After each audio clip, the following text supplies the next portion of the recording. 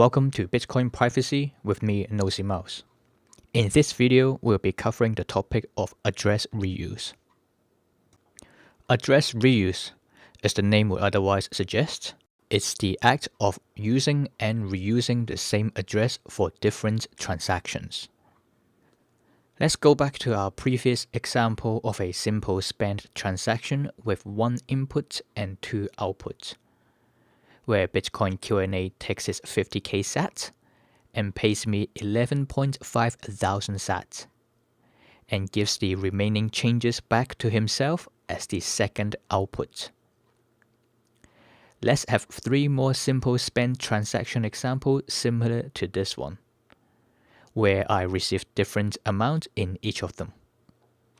If we just focus at the transactions output, we could see that the only thing in common between these outputs is the receiving address.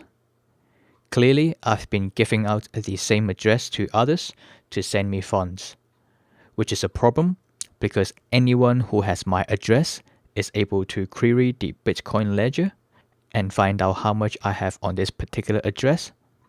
Not only that, they will be able to see every transaction I have ever made or received.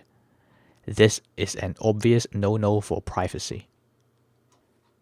If we zoom out and take a look at the simple spend transactions input and their respective change output, you may notice that every sender had their change output address the same as the one they have sent from.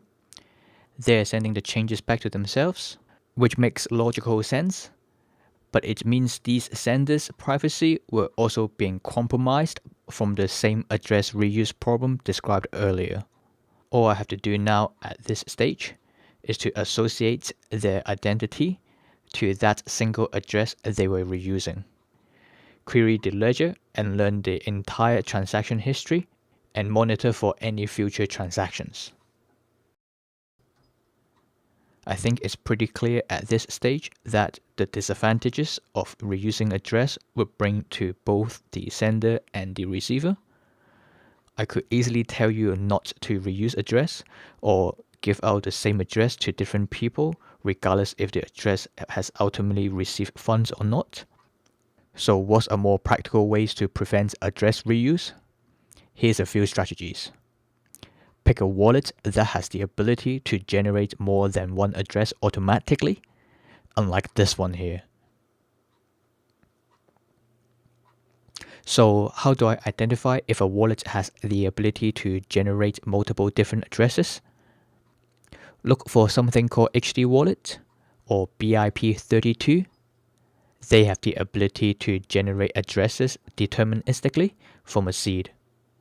Or even better, a wallet that supports BIP39, which gives you a seed in the form of a mnemonic phrase, which you could back up easily. Wallets such as Samurai automatically generate new address every time you select Receive.